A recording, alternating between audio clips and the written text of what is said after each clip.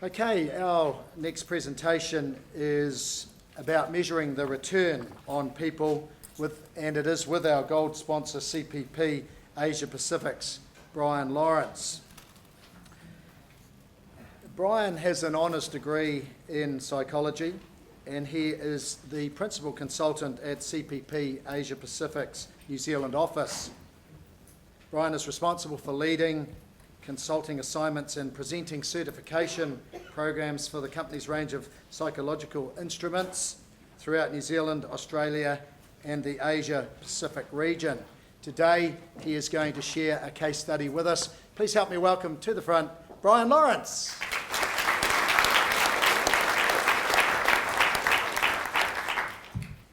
Hi everyone. My brain is actually quite inactive at this moment because I had a 24-hour flight back from London and I arrived at about midnight on Sunday. So it's time for me to go to bed. So I made some notes. Now, does anyone know what this means? I'll give you a hint. It's not Chinese, it's not from Confucius. It's Greek? 10 points to Gryffindor. Does anyone know what it means?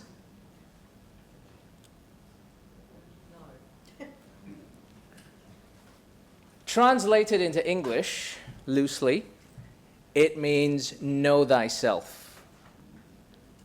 Now, who said this, or who is it attributed to? Socrates.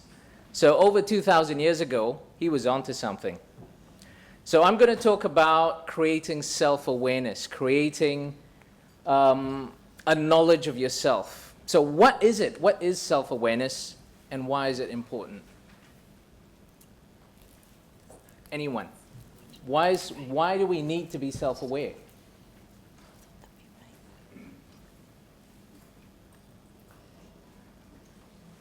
Yes, lady. Anything else? Absolutely. So my contention is before you do any kind of training analysis in an organization, in a team, you need to create self-awareness. You need to create individual self-awareness. You need to create team self-awareness. You need to create organizational self-awareness. So Paul mentioned that managers must need to reflect and become more self-aware. This is the foundation of any kind of development analysis in an organization. And this is what unlocks things like leadership, communication, team development, decision-making, change, coaching, innovation, learning, conflict, selling, sales. So it's one of the most important keys for unlocking all of these. And individuals and organizations that focus on self-awareness as a starting point have a huge advantage in creating success. So this is just a sample of some of the organizations who are using self-awareness in leadership, in sales, in communication. I'll give you 3 of them. So St. Luke's Hospital in Pennsylvania used an instrument called the Myers-Briggs, and they were named one of the best places to work for 3 consecutive years. They reduced overtime. They made an annual savings of over $81,000. Southwest Airlines. Anyone flown Southwest Airlines? How do you find the experience? Apparently a lot better than most other American airlines. Now their revenues exceeded $7.6 billion in 2005. They had 33 years of profitability and profits. And they didn't do this by cutting costs. They did this by making their employees self-aware. So they made them think of themselves as individuals. They encouraged them to be innovative. They encouraged them to communicate, to bring their concerns to management. The third one, Southport School, a little closer to home on the Gold Coast in Australia. We did some work with them, and they've used the Myers-Briggs to create awareness in teachers and students. They found that students have more insight into their future careers. They're communicating better with their teachers. they're actually engaging more in their work.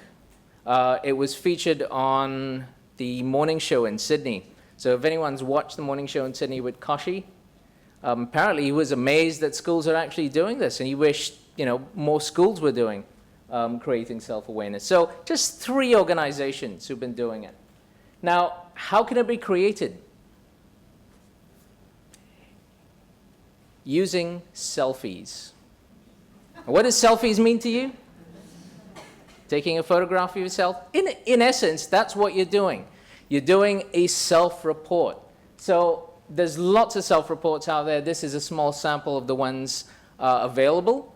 You've got the Myers-Briggs, which I'm very familiar with, the CPI, Hogan's, Lominger, the Leadership Circle, the EQI. There's a whole load of them out there, online, on paper, and those create the starting point for self-awareness. So just through a show of hands, how many of you have done a Myers-Briggs assessment? Brilliant. I was hoping that you would.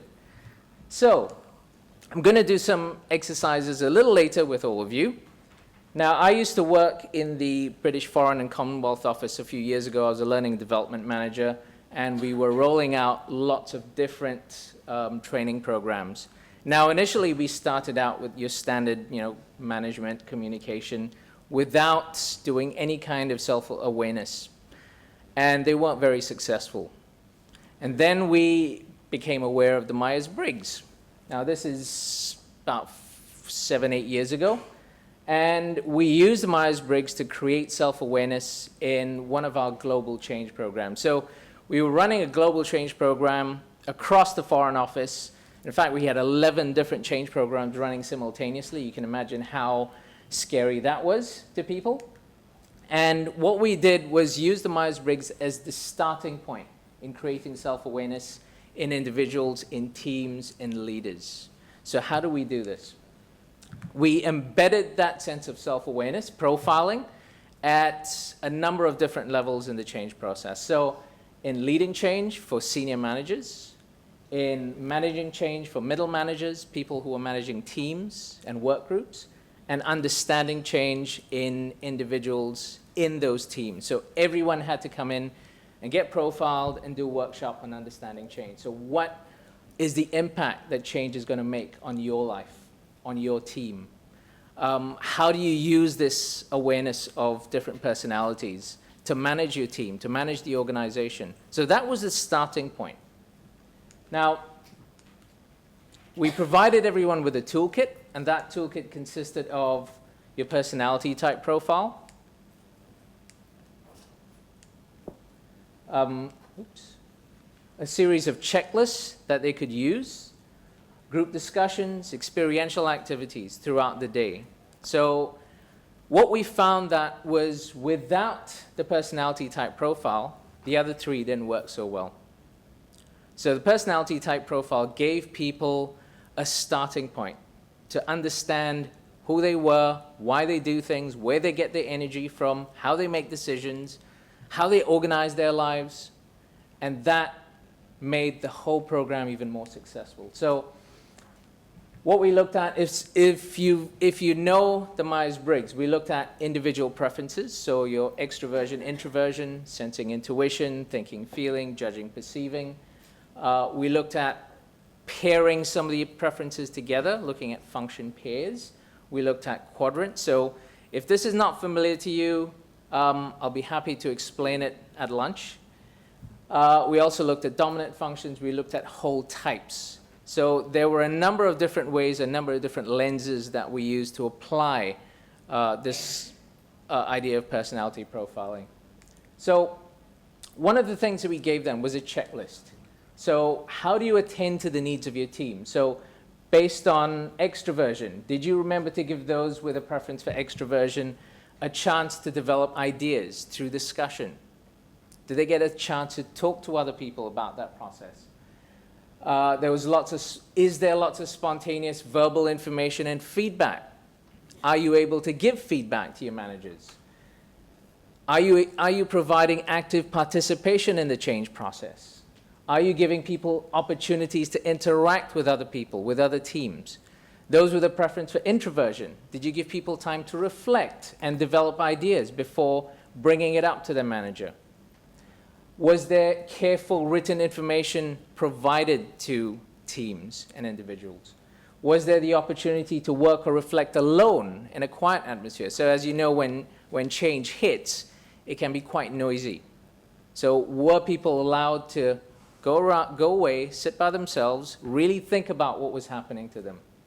Were there opportunities to communicate in one-on-one sessions or in small group sessions? So giving people the opportunity to focus on the different preferences actually helped people with different types.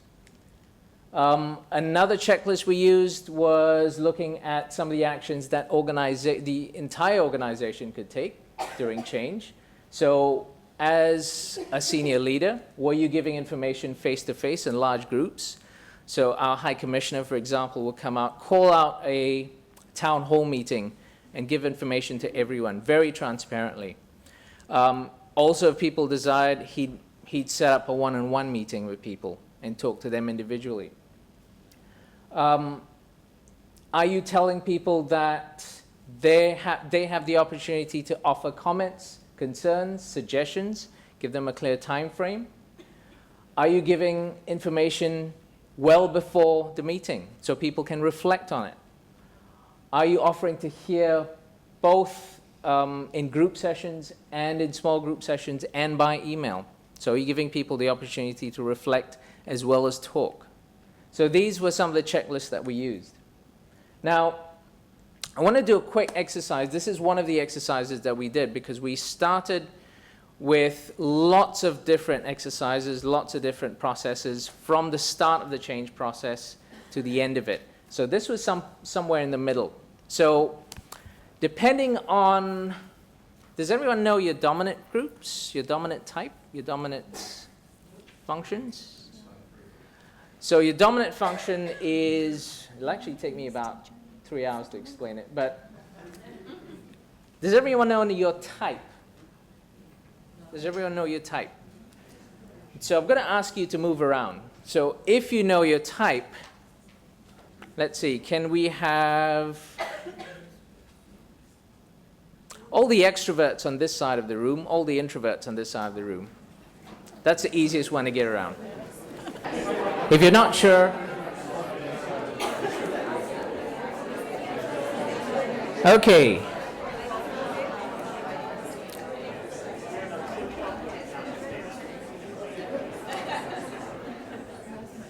So what's the first thing you noticed when I broke those two groups up?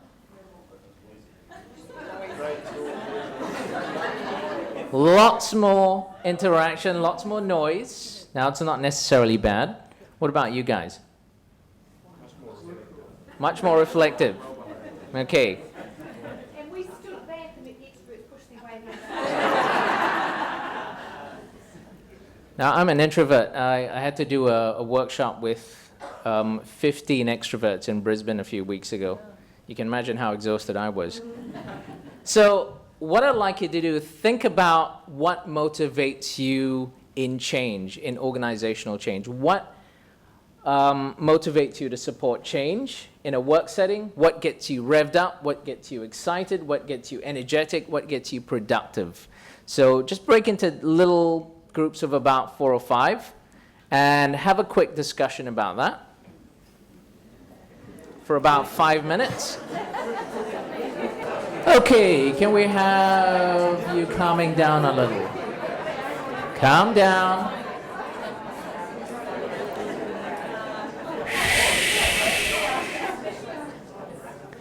Thank you. So, who'd like to go first? The extroverts or the introverts? Silly question. Can I get a flavor of what you felt would energize you? What we're doing right now? Yep. Actually bouncing around and just kind of exchanging information. Mhm. And we're standing up to begin with. Yep. Sitting around the table, which kind of switches me off almost instantly. Personally, for me, my favourite technology is a pen and a whiteboard Mm-hmm. and people in the room. That's pretty much it. Excellent. Thank you. no boundaries. Mm-hmm. what motivates is sort of being told, look, we need to do this, so whatever it takes to get it done, just go do it. And that's a scary thing for some managers. Are you an ENTP? Anyone else? Variety. If there's variety of it, if Mm-hmm. it's going, if it's straight line, it's loses it. Yep. Someone from this side. Good arguments and a well-articulated strategic vision. Mm-hmm. Yep. We need to know the purpose, why we're doing this. So tell me why we're making the change. Needs to be a sign in the corner that says there, because we then will know when we get there. So you want to know where you're going to be in a year, 2 years, 5 years. Process. You want the process. So how many of you wanted a step-by-step process of where it's going to go, what's going to happen? Who wanted steps in that process? No one? Okay. We had a lot of accountants, finance people who said to us, look, don't give me this 5-year thing. Don't even give me the 1-year thing. Just tell me what's going to happen next week. What's going to happen the week after? What's going to happen the week after that? I want to know exactly how it's going to be done. Okay, now, good. What part of an organizational plan or process really turns you off and demotivates you? So we talked about what's going to energize you. What's going to absolutely turn you off? So another quick 5-minute discussion. Okay. Calm down.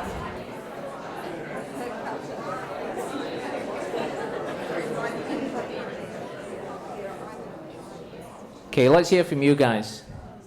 Anyone? What's turning you off? Yeah.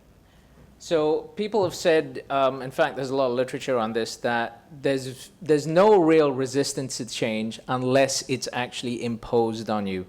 If change is imposed on you, that's where you find the resistance. Good point. Thanks, Robin. Yeah, trust and integrity Mm-hmm. were two key words that came up for our discussion. Really important to our whole group From where? in the relationships. Right. So, yeah, following on from what that group spoke about, being involved, people trusting that we have a lot to offer, the decision-making process, Mhm. and that we are consulted. And then when we commit to a plan, that we really commit to it right to the end. All the way. Yeah, all the way. Finish it off. Thank you. Anyone from here? Communication. What sort of communication? Why change is necessary and ask for feedback. Okay.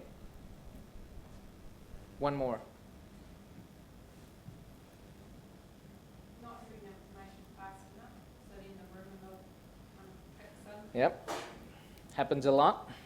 So how fast do you want the information? Now this was a key factor in this change process as well. How fast do you want As it? soon as they know what's going on. What happened with our organization is that they couldn't actually give you the information when you wanted it because they themselves didn't know what was going to happen. And that created the rumor mill that, well, if they don't know, how the hell are we going to enact this change program? They don't know what's going to happen in 6 months. So a lot of things happened as it happened. And that was not very pleasing to a lot of people. Sorry, there was a hand up.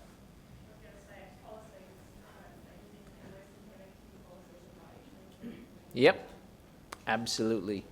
Okay, so have a seat. The old seat or the new one?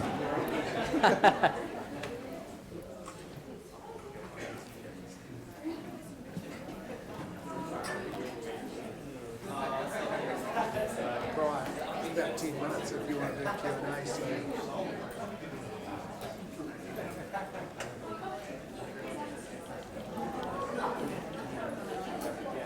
So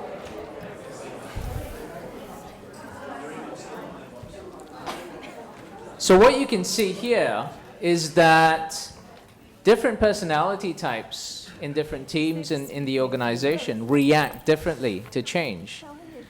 They want different things in a change process. So understanding what you need is important for managers, for leaders in an organization. So how do you understand what you need?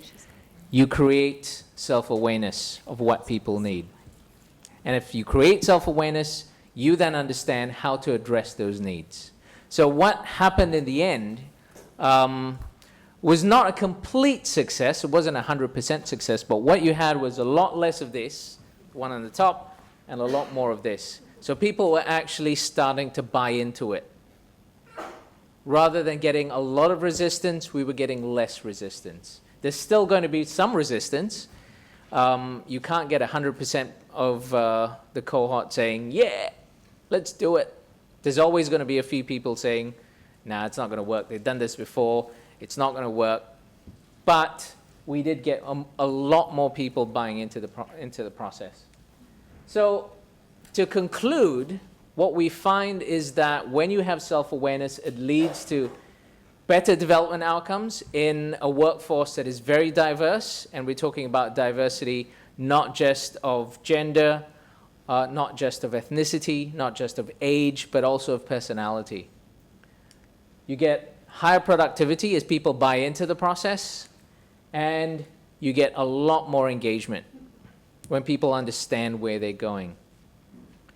So that, in essence, is a small part of how self-awareness can help, and that was just change. We've done it for learning, we've done it for conflict, we've done it for leadership. And I'll be happy to talk about some of these issues when we do lunch. I think we're hosting a table at lunch, so if you want to know more about it, come and talk to me. Any questions before I end off? Yeah. Have you got mechanisms for measuring the change in the self-awareness? We do. What we used to do in the Foreign Office was create a before and after. So how do you feel about your sense of communication? How do you communicate with your team? How is it different after you've done a self-assessment? We had a mining company in Western Australia, and they did a video for this company, and one of the supervisors on the video said, you know, before I did the Myers-Briggs, I thought everyone on my team was stupid. And now I just understand they don't think the way that I think. They don't communicate and speak the way that I speak. So it's actually reduced turnover in that team. So you can measure it. It's not an absolutely precise measurement, but you can actually see the differences. And we've seen it in schools as well, where we had a school in Brisbane called Redlands College, and we're developing a case study on that now, where there was a lot of disengagement with the ENTP boys and the ENFP girls. The ENTP boys were disengaged because they felt the teacher wasn't competent enough to be in the same room with them. And the ENFP girls, and some of the ENFP boys as well, felt that they were disengaged because the teacher didn't like them. So if the teacher doesn't like me, why am I doing more work for this person? So it helped the teachers understand where that disengagement was coming from. So there are mechanisms to manage it and to measure it. Thank you. Any more?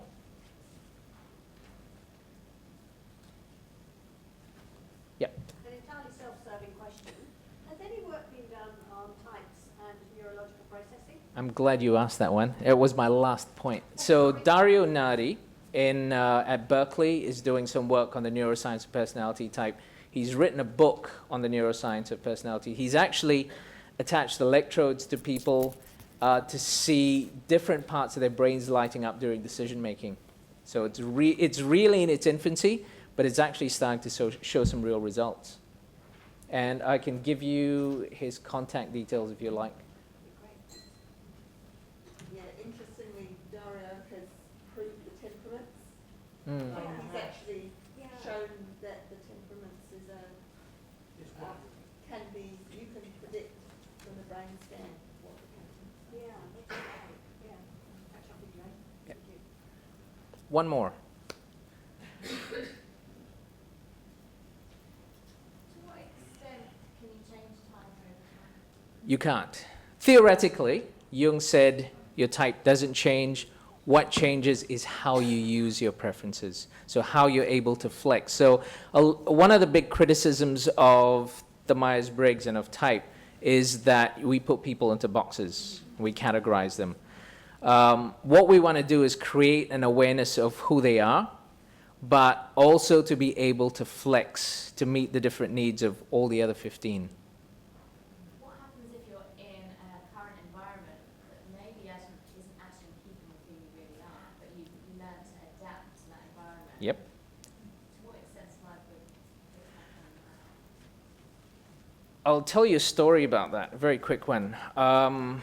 I was dealing with a team, a learning development team from a major financial institution. The team manager was an ISTJ. She was managing a team of 9 ENFPs. And she was stressed out of her brain. And she felt she was adapting. She was flexing a lot to meet their needs. They weren't flexing enough to meet her needs.